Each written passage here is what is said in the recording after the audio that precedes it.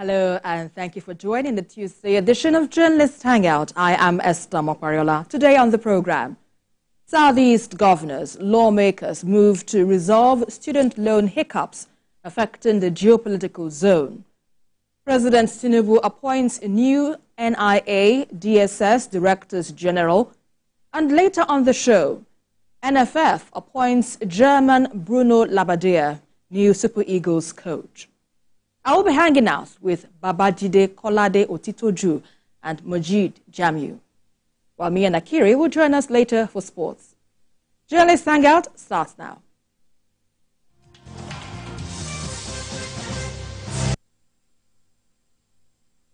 Student loan hiccups in the Southeast geopolitical zone may soon be a thing of the past. In this regard, Southeast governors and lawmakers have stepped in to resolve the issues preventing students in the zone from benefiting from the federal government's student loan scheme. The Deputy Speaker, House of Representatives, Benjamin Kalu, assured the students that the challenges would be addressed soon to ensure they benefit from the scheme. And this intervention is coming after concerns over exclusion of Southeast institutions from the Nigerian Education Loan Fund's list of eligible schools. Majid, let me come to you first on this. Now, there have been a lot of outcry over the perceived exclusion now of the Southeast from the educational loan scheme. But however, what's your take, first off, on the NIA Fund's defense that the lack of the beneficiaries in the institution is due to the institutions failing to verify the list and not any deliberate exclusion, as it were? Yeah.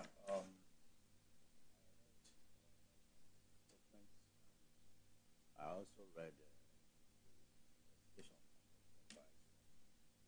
media houses on this matter. Basically, you cannot blame a NIA Fund because this loan is not something that they just give you. I mean, you have to apply for it. For example, in Michael Okpara University, only 406 applied out of 21,342 students. Abia State University, there are 17,920 students that are eligible. None, zero application. And where they even, like University of Nigeria, Nsukka, has eligible students of 40,769. Only 781 applied. And out of these applications, you discover that even most of them fail to impute their JAMB results. You have to impute your JAMB results. Then there are some other forms you need to fill, like your NIN, so that it is from the NIN and the BVN that they will know that you are not collecting twice. And so that you know the NIN is unique to NIN. So it's all sorts of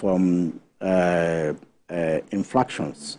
And I believe NIA Fund has met with the authorities in these universities and also with the intervention of the National Assembly and Southeast governors. I believe this could be corrected. So it's not as if a section of the country is being excluded. I mean, you only get what you ask for. I mean, it's not a situation where NIA Fund just allocated to schools. Like in, I think, Bayero University got the highest, 853 million, followed by University of Maiduguri with 589 million, while universities like UI got 201 million. So, depending on your student population, I mean, UNN, for example, with a student population of 40,000 plus, only 798 applied. And even with the application, there's a verification portal where NIA Fund, I mean, all these others, it's the same criteria. I mean, all these other universities too, is the same process. So you can only get what you seek, what you asked for. And it's not as if this is cumbersome. When, I mean, an average university student is supposed to be able to use computer-based tests and stuff like that, because at least in the past 5-6 years now, students entering university go through UTME and post-JAMP. All these are conducted by CBT, computer-based tests. So it's the same technology that NELFund is using. So you upload your documents, the JAMP results, WAEC results, also admission letter, and I think a verification from the school, from the school. So I don't think I want to blame NELFund here, because other schools in other parts of the country, south-south, southwest, and the north, I mean, are beneficiaries. From this as well. Now, BKO, first off, how can we ensure inclusivity, equal opportunities for all students in all regions, knowing that NELFund is saying it didn't do this intentionally and everyone can be happy with this initiative, so to speak, from the federal government? I think that from the beginning, some schools were excluded because they didn't do the needful. In fact, the number of beneficiaries would not have been this high if NELFund had not gotten across early in the day to say, look, the documents that we expect every applicant to attach, not every applicant is attaching it. And if you do not attach it, it automatically disqualifies you. I think also that in the North, many people believed in the project, believed it would work, much more than the naysayers in southern Nigeria. You can see that the North has tremendously benefited from this scheme, even though the author of the scheme is someone from Lagos State. It was Gbajabiamila's bill from the beginning. But it doesn't matter whose bill it was.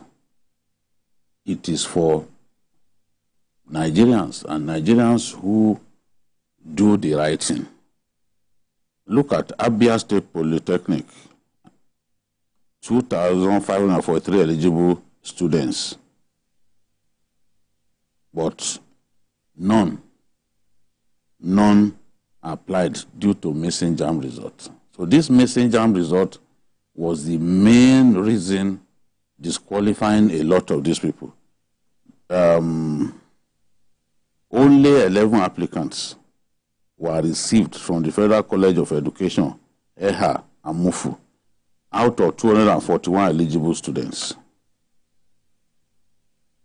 None applied from the 1,577 eligible students of Federal Poly, Oko, and Anambra State. This is one of the most popular polytechnics in our country. And you can imagine that out of 1,577 students eligible from Federal Polytechnic, Oko, not one person applied. Because once you do not provide what is being asked for, this thing cannot be rigged. It's not something that you can do man, no man. No. Just follow. In the past, if you know the bill was amended and re-amended, I know that even TED Fund made contributions to making the bill a much better one, and the president had to then review and then resign. He had passed the bill, he has signed the bill into law before, but it was withdrawn. And then the mistakes, for example, the issue of what was it called? Who guarantees a loan? Yeah. Was removed. Yeah. So that it will make it seamless for everyone.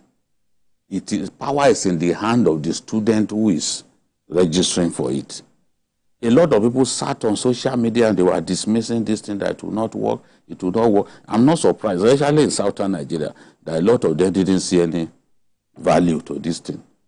But in the north, you can see that they benefited tremendously.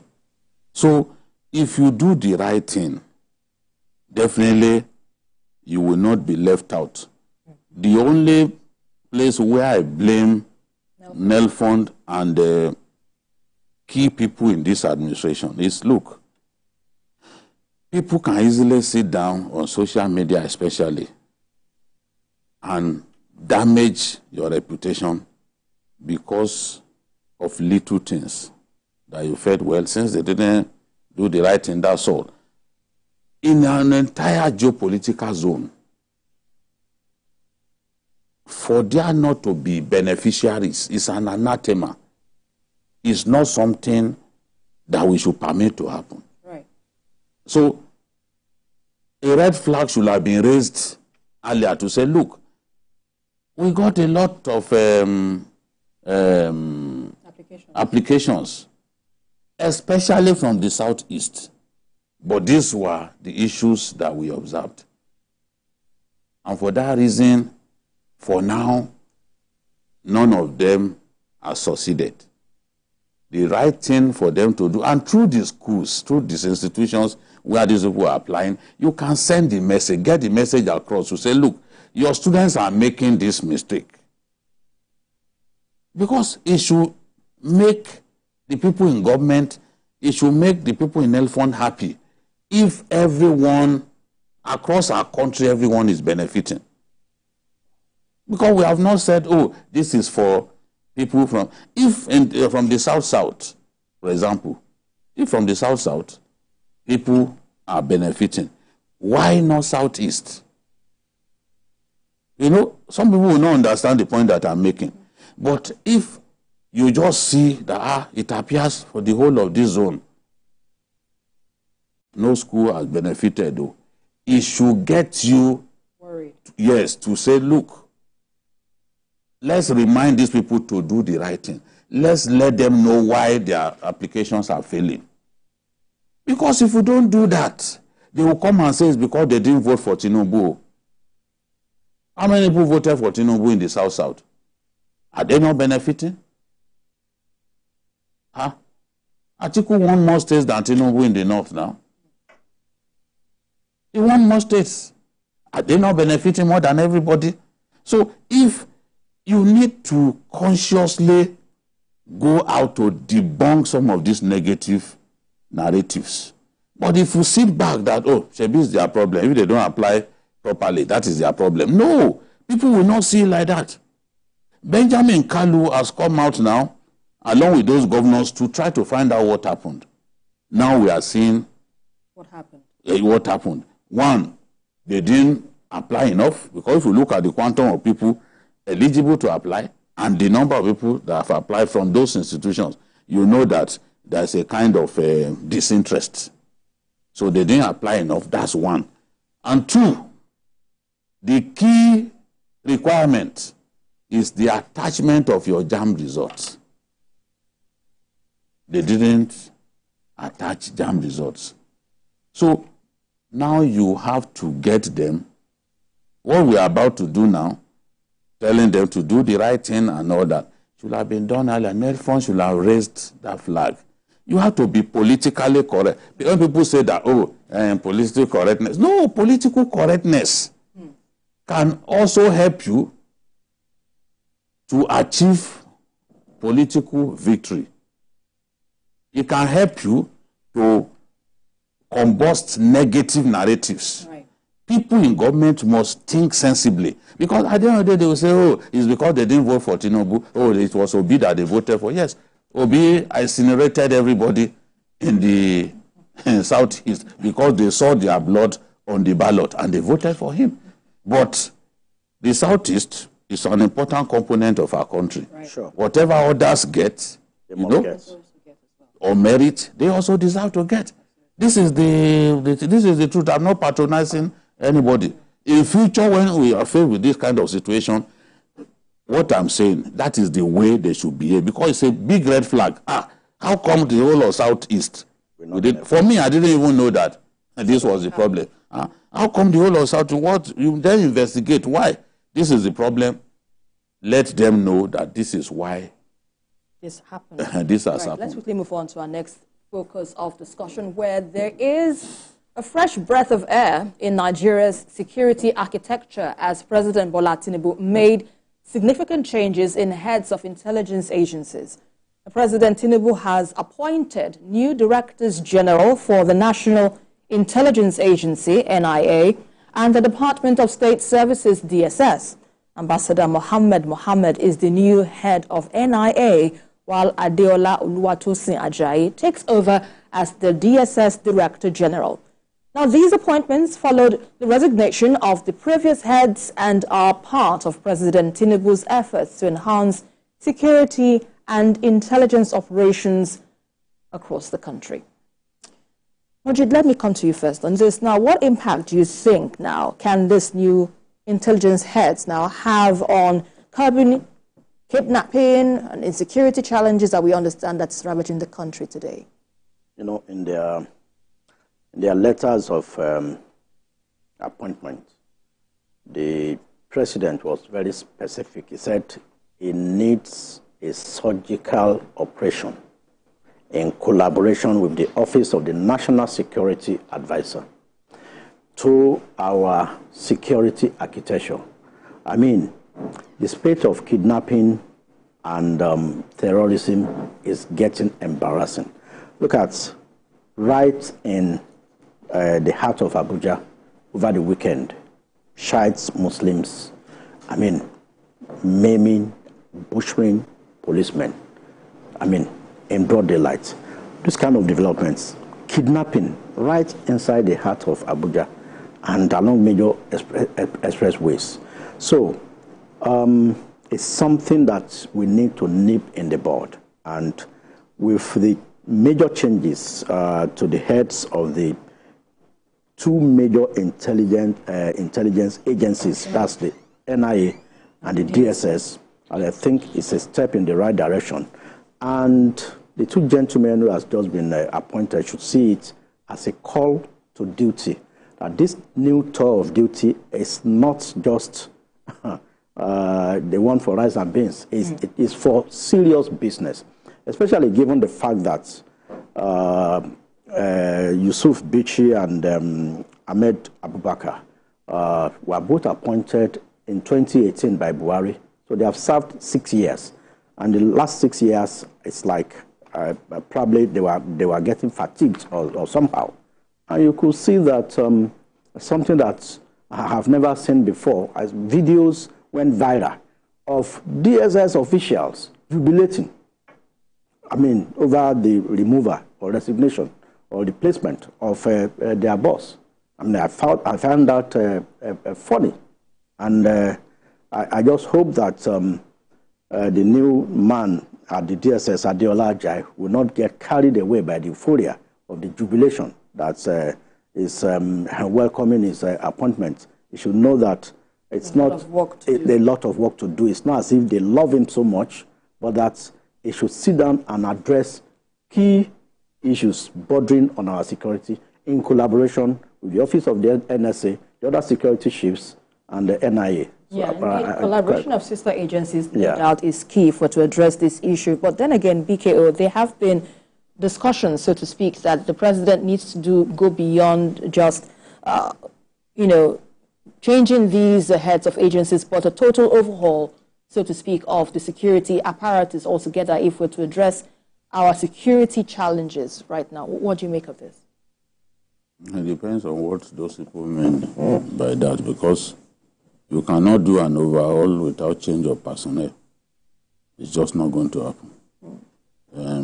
All of these heads of security agencies, they have their methods, they have their tactics, they have their policies that they've instituted. If it's not working, then you can't keep them for too long. President Buhari kept service chiefs for too long. What did we gain? Insecurity got a lot worse. People are tired of the service chiefs. For reasons best known to him, he clung to them. Some of them had clearly overstayed their welcome. Service chiefs are not political appointees. You pick them up as serving officers. And you kept them for so long that it was even beginning to affect morale of officers and men, because they stopped other officers from even rising. Because in the NDA, the pride of every set at NDA is for them to produce the Chief of Army Staff, for example, or Chief of Air Staff. But where somebody sits presiding over the promotion of officers and men, like 4 or 5 years, it's unparalleled. This makes no sense. It makes no sense. And this guy, the president then knew that, okay, after extending their tenure once, he did not have the power to extend again. So he just stopped extending, but he left them there. You get the point? Right. When you extended... You've reached the last... And then you extended once. You didn't want to do something unparalleled by extending twice. You then sat back and you were watching. And security deteriorated. Are they the only people in the world who can secure our country, or in Nigeria who can secure our country? So the point that I'm making is, if people are not delivering, you show them the door. That's how it is done. And every president must be able to come up with KPI for his appointees. Even the present crop of ministers, there should be KPI for each and every one of them. Let them come and defend their stewardship. Let them come and show us what they've done. It should extend to the security, heads of security agencies. Show me what you've done. Show me the difference that you've made. We can't appoint people to a position and just sit back and leave them to do what they like. If they are not performing, you just leave them. No. That's wrong, and that's why we do not make progress at the pace that we are supposed to make progress, because we are not doing the right thing. And we can't politicize everything. We can't politicize security. No. So I do not see how people can in one breath say the president should overhaul the security architecture, and you think it won't lead to bouncing of personnel. No. You've got to bounce some people off their positions, especially if you've been patient enough. You have your set goals. You've told them, this is what I want. So if those deliverables are not being met, of course, you have to then call them in, gentlemen, what's going on? I've given you everything you asked for, but we are not getting results. What's going on? That's the way it should be.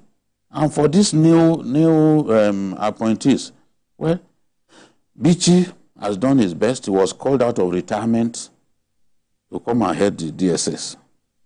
He's given his best. He served his country the best way that he can. Sometimes we will not know why people are jubilating. I've seen people who serve their country diligently, but because they were too rigid to permit some underhand things to happen. You then see them, you see people jubilate. Oh, he's too rigid. Oh, he's not kind. Oh, he's this. There was a man that left the Corporate Affairs Commission. All right. Yeah. In the immediate past. Registrar. Decent, honest. When you are decent in Nigeria and you tell the truth too much, they will never like you. They will never like you.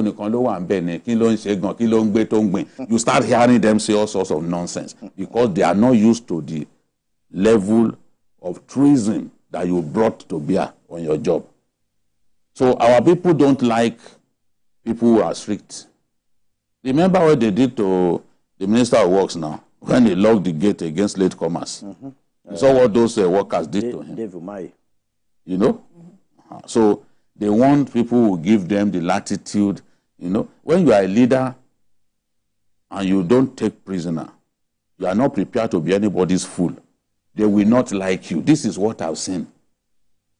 In my years as a media manager, this is what I've seen. If you shout at people, you tell them, don't you know that's your responsibility? Why wouldn't you do this? You may not be the type who issues queries. Maybe your own attitude is to do a verbal reprimand rather than do a query that may even cost somebody's job in the final analysis if you cannot respond appropriately. They will still not like you. I'm not defending Bichi. I wasn't close to him. But I'm not moved by jubilation. This thing.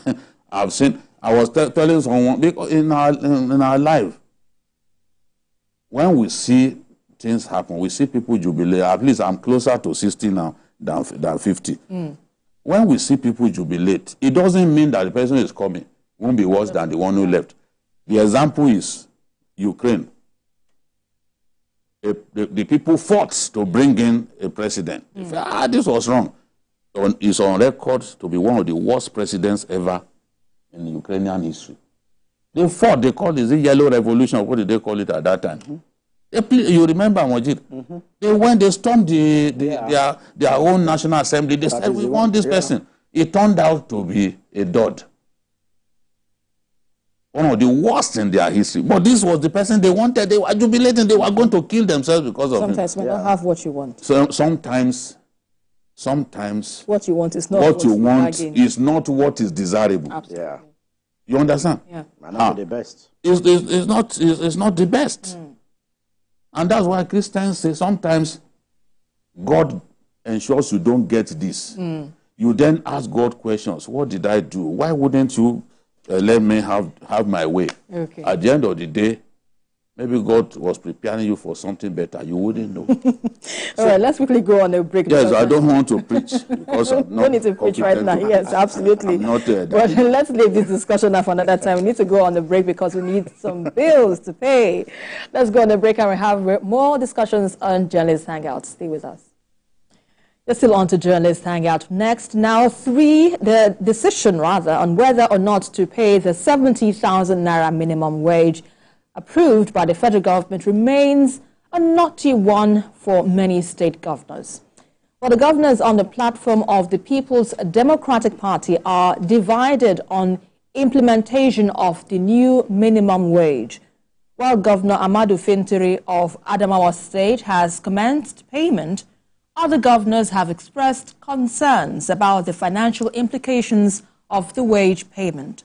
Chairman of the PDP Governors Forum, Bola Mohammed, said that discussions are ongoing to find a level ground across the states. Let's share this package by TVC News Owolabi Adenusi with you. This is the first time the People's Democratic Party will be holding its Governors Forum meeting in the Northeast, and it is taking place here in Taraba State. Shortly after their arrival, the meeting was declared open by the forum chairman, Governor Bola Mohammed, before it went into a closed-door session.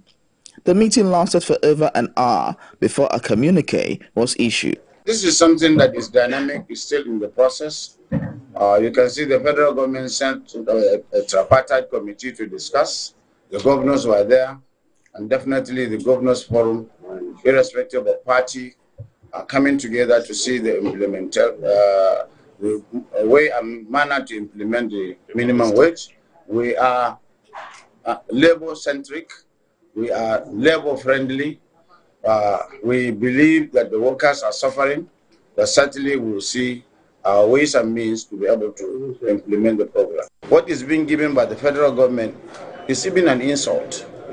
It will not serve even a village on a sustainable basis. But palliation is a palliation. So we really have to go back to good governance. On the political crisis in Rivers State, the PDP Governors Forum restated its stand with Governor Siminalayi Fubara.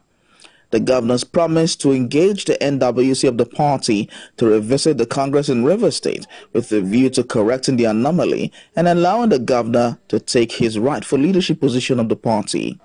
The forum knows the political impasse in Rivers State, where court judgments are employed to determine the outcome of party congresses.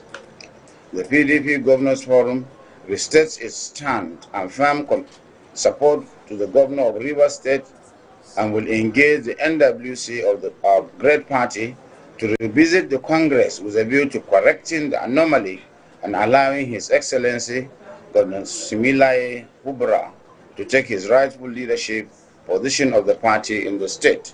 Now, that's a report by our correspondent Owolabi Adinusi right there. So, Mohammed, let me come to you on this, because some would ask, why is it so difficult for the governors to pay the 70 naira minimum wage? I mean, this is something that the federal government has made into a law. So why should this be an issue right now? We said it here that the 70,000 minimum wage would generate a lot of crisis, especially in some states. There are some states now that are still unable genuinely to pay 30,000. So what I expected was for the National Assembly to enact a law that would make it a bit flexible. But as it is, it's going to be a bit difficult. Well, I'm not giving an excuse for the governors, but there are some stark realities that we are going to face with this minimum wage. And that's what some of the PDP governors are saying. So when you look at your books, in fact, at a point at the governors forum, not even the PDP governors forum, the Nigerian governors forum that comprises of all the governors, they said even if it's only about 10 states or 12 states can successfully pay this 70,000 minimum. Lagos, Rivers, Kano, Oyo, Ogun, Rivers, and a few others. And that's why some of them are backtracking now, and they are saying they want to go and negotiate with Labour. And I see a situation where there might be a need to reduce workforce if some states must pay this minimum wage. Because, of course, there are some redundancy. But a state like Lagos, Edo, I think they will, it's something Lagos have been paying, and Edo has been paying. But there are some states that might find it difficult to pay. But then the governors too must reduce the way they spend from their convoys, from the management of their government houses. Our democracy is too expensive. You see a governor going with a convoy of about 12 vehicles. Then you go to the government house, you see almost about 100 policemen that are in charge. You see a governor appointing more than 1,000 aides. Political aides. So all this must be addressed for us to see that, yes, if a governor is saying, yes, I cannot pay this 70,000 minimum wage, yes, he too has also, taking some conscious efforts to show us that, yes, I'm sympathizing with our workers by reducing his own staff strength and also some of the things that call to him. And I expect that some of the governors too will also review their security votes and let some of this go into education sector, health sector, and some other sectors of the economy. Right. So, BKO, when taken from the part of Mojid now, we need to look at a reduction of workforce, we need to look at a reduction in the cost of governance. But then again, some would say that perhaps the governors need to look into how to boost its IGR if it's to pay these workers their new minimum wage of 70,000 naira. What other propositions would you suggest in this regard? Well, the truth is, a lot of the states are carrying dead weights. Some governors have more than 2,000 aides. I remember a governor telling me that he was given 5,000 aides and that he reduced it to 3,000. So I told him, you should still reduce from the 3,000. I told him in plain language, a governor from the North Central. So I believe that if they get those dead weights out of the way, they should be in position to pay. A situation in which you have 9 drivers to about 3 cars is what we have in the civil service. It's happening. It's not an exaggeration. There was a ministry that we went to, and our CEO will say, how come these people are so top-heavy? I won't go further because they will know I'm referring to them. You see, many of us can't run our private business concerns the way we run the government. Because people simply see government as a buffet, where you just go and take your own slice, eat to your fill, eat more than you can finish, and then walk away. And you want to see greedy Nigerians, go to a buffet. People will fill their plates with what they cannot finish. That's what we see, you know. So I believe that states should be able to pay 70,000 if they were not paying before. But they now have a situation in which they are earning 40% more than what they used to earn. And we've seen some governors take steps. Come on, if Adamawa state governor says he's prepared to pay, is not one of the richest states in Nigeria. In fact, it's one of the poorest. But it's prepared to pay. Gombe has already announced that he's going to pay. So how can the governor of Bauchi State be telling us that we know that the workers are suffering? If you know that the workers are suffering, go ahead and do the needful. Sit with them, negotiate with them, not on 70,000. That's already law. There's no law that permits anybody to pay below that. 70,000. The fact that we have not enforced our law does not mean the law is not there. You know, we are discussing here one day, and somebody said the states will pay what they can afford. People are sending me messages that what is your guy saying? Because the law is clear. It's that there shall be a minimum wage. And that nobody must go below the minimum wage. So they must go and pay. They are collecting now 40% higher than what they used to get. So it's about planning. Lagos State at a time, the internal generated revenue was just about 1 billion. Today I'm told it's in excess of 60 billion. Yes. That's what I was told. It's in excess of 60 billion. That's a fact. I don't want to mention exactly what they told me. What they told me is in excess of 60 billion. So whether you think it's 100 billion or 75 billion, it is your choice to determine how much it is. But at least the minimum of 60. So, but I know that I've been told that it's above 60 billion. So look at the improvement over the years. And the improvement didn't come by accident. They had to make the collection more transparent, more efficient, and technologically driven. Yeah. The more you remove human influence from the commanding heights of business, the greater your chances of making money. I know that at the federal level they are planning that now. They want to automate the system. If President Tinubu and Zach Adedeji can do that for us, you see the quantum of money that these revenue-generating government agencies will be making. Because a lot of them are not remitting a good chunk of what is coming into their coffers. The National Assembly is always complaining that these guys are not remitting enough. What if you create a system that is technologically driven, that they know they cannot tamper with?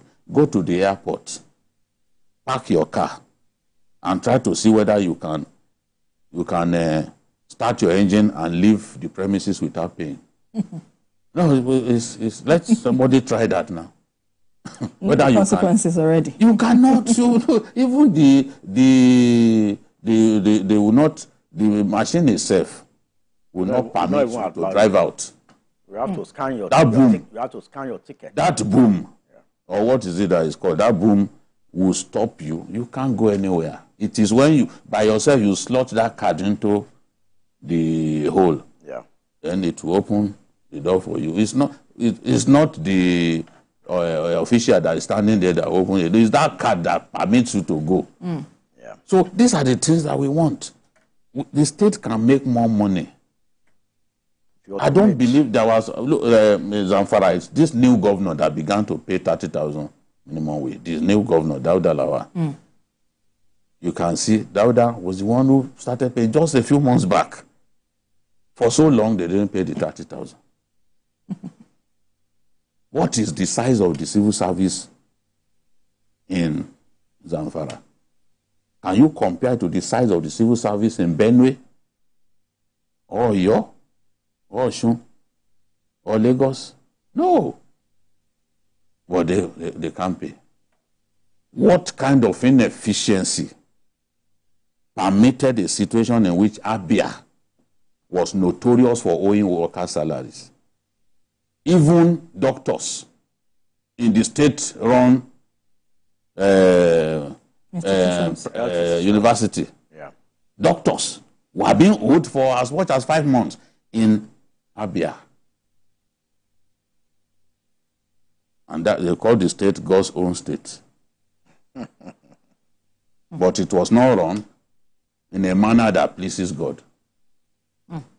So these are the things the governors need to look at themselves in the mirror. Right. Some of the excesses and ostentatious lifestyle that they permit, because they don't want to deny themselves some of the comfort, some of the enjoyments that they've given themselves. That's why they are not prepared to look within. They will say, oh, we cannot pay this and that. But it's the law already. You must find a way to pay. It's a duty bound. They have no other choice to pay the 70,000 naira. Must pay. Right, let's quickly go on a break. But before we go on a break, I'd like to thank Majid Jamil, who has been with us in the studio. And we will bring in our sports correspondent, Mian Akiri, to give his thoughts on the next discussion just ahead. Just stay with us. Now, after much anticipation, the waiting is over regarding a new gaffer for Nigeria's senior national football team, the Super Eagles. Now, the Nigeria Football Federation has appointed German tactician Bruno Labbadia as the new head coach of the Super Eagles. Labbadia, known for his strategic expertise, takes over immediately and will lead the team in the coming Africa Cup of Nations qualifiers. Well, his appointment marks a new chapter for the Super Eagles as they aim to reclaim their dominance in African football. Mian, let's begin with you on this, because one is asking, why this foreign head coach? What's your assessment, first off, on the appointment of this German tactician? Do you think perhaps it was a right choice for us? Well, personally, I have a lot of questions, and I hope the Nigerian Football Federation would be able to answer most of these questions. From what I've been able to gather also, I knew that Bruno Labbadia was interviewed by the Nigerian Football Federation last Thursday. Bruno Labbadia was not the main contender for the job of the Super Eagles. In fact, former Sweden coach Andersson was the preferred candidate. But unfortunately, Andersson will not be available until November because he's committed elsewhere. And last Thursday, different coaches were interviewed, including Bruno Labbadia. Fabio Cannavaro was also interviewed. Gustavo Poyet was also interviewed by the Nigerian Football Federation. Aito Karanka was also interviewed by the Nigerian Football Federation. And at the end of the day, Bruno Labbadia was settled for early this match of the Super Eagles. Now, this is a gap, and on the 3rd of April, 2023, was sacked by Stuttgart Football Club. Hertha Berlin was also another team he took charge of on the 9th of April 2020, and then he was fired on the 24th of January 2021. But by and large, you want to take a look at them, some of the coaches the NFF also interviewed. From what I gathered also, Renard, who has experience in African football, despite agreeing to a lucrative contract, also didn't make plans to sign this contract with the Nigerian Football Federation. I'm also meant to understand that a contract has not been signed with Bruno at the moment. But then, this is one coach who does not have any national team experience. He's not coached any African team before, does not really have much to say about African football. So the Nigerian Football Federation may, and then from what we've seen of paper, just about 11, 12 days to a big game against the Squirrels of Benin Republic. It's an international game. It's a major qualifying match for the AFCON tournament, needed to indeed save face and indeed then bring in a coach. But the question is this. When you bring in an expatriate, what are the reasons for bringing in an expatriate? You need to consider all these factors. And some of the factors I want to ask the NFF is, despite not having African football experience or coaching any African team, what was the criteria? What was used to measure? Despite knowing that in his last two jobs, he failed woefully. Stuttgart, Hertha Berlin. Why do you think that the Nigerian football, why do you think the Super Eagles should be the next point of action? Because over the years, we've also always felt that some foreign expatriates are brought in to coach the Super Eagles, and to a large extent, it's a way of upshooting their career. It's a stepping stone for them. Jose Peseiro had his best outing in football with the Super Eagles of Nigeria. He struggled at the initial stage, but hey, led us to the final of the AFCON tournament. 22 months he was in charge, 22 matches he took charge of the Super Eagles, and by and large, I still have my reservations. I am worried about the choice of the Nigerian Football Federation, considering the fact that it wasn't the first choice. This was also probably a hasty decision, knowing fully well that it wasn't one of the contenders. There was already a coach and an assistant being touted from Sweden, but hey, Renard was also said to have agreed a lucrative deal. But then, as we speak today, we understand that Bruno Labbadia, sacked by Stuttgart, sacked by Hertha Berlin, is the best man for the biggest job when it comes to Nigeria. Well, the question I also have in my mind is, why can't we trust our own local players? Is it that we do not have what it takes to have our team or members of our team to head such positions? I doubt that. I don't really think it's an issue of trust, but basically some of the factors may have been giving free hand to Nigerian coaches, just the way you give to the foreign expatriates. You give them the same respect. Let's take a look at some of the best coaches, best expatriates who took charge of the national team and how they fared. Clemens Westerhoff, today I would have marked his NFL, struggled at the initial stage. It took him years. You expected to indeed hit the ground running. Some of the challenges would be the issue of expectations, from fans in Nigeria. This is what brings us together irrespective of tribe. So I feel it's not a matter of the fact that we probably don't have coaches back home who are good enough. For crying out loud, who has turned the Saudi League to what it is today? A former Super Eagles player, Michael Emenalo, who played for Chelsea. He brought in players like Lukaku and all others to Chelsea Football Club. Today is the brain behind the Saudi League that is indeed challenging some of the biggest leagues, in Europe for their biggest stars. So right. I don't think it's a situation whereby we don't have the brains. Into our next game in a few weeks from now. Well, I don't know what to expect, but the fact that a person has not coached the national team does not mean that he will fail. And the fact that a person was sacked from his job does not mean that he will not succeed in his next job. I mean, history does not show us that people sacked from their jobs don't do well in the next task that they are given. Thomas Tuchel was sacked as coach at PSG, and he came to Chelsea and won the Champions League with them. Philippa Trousset never coached the national team until he came to Africa, coached ASEC Mimosas. From ASEC Mimosas, he went, coached Japan, coached Nigeria, and he took Japan to the level that they had never reached in the World Cup.